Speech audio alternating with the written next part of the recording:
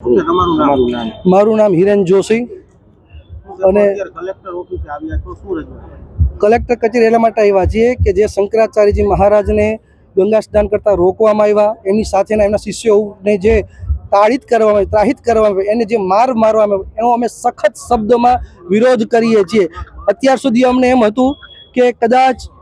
કોઈ એવું હિન્દુ સંગઠન છે જે આવી અને એના વિશે અપમાનજનક જે શબ્દ છે એના સખત શબ્દોમાં વિરોધ કરશે, પણ કોઈ નથી। એટલે અમારે પોતાએ જો બાળકો સાથે અમે આવ્યા છીએ, કારણ કે એ પણ પાઠશાળા છે, એક જે શું વેદના થાય 12 વર્ષ જ્યારે એ એક વ્યક્તિ ભણે ત્યારે એ વિદ્યાર્થીમાંથી એ વેદ ભણીને બહાર નીકળે છે, 12 વર્ષે એક વેદ ભણાય એવા વેદવાદી બ્રાહ્મણોની ઉપર જેણે ત્રાહિત કર્યા છે અને બીજા સાધુ સંતોનો એના અમે સખત શબ્દમાં વિરોધ કરીએ છીએ। ખાસ કરીને હિન્દુ ધર્મના જેને પ્રધાનમંત્રી કહેવાય, જેને સર્વોચ્ચ સ્થાન પર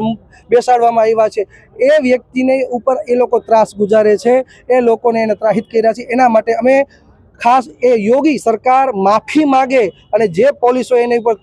દમન કર્યું છે એને તત્કાલ છૂટા કરે એ માટે અમે આવેદન દેવા આવ્યા।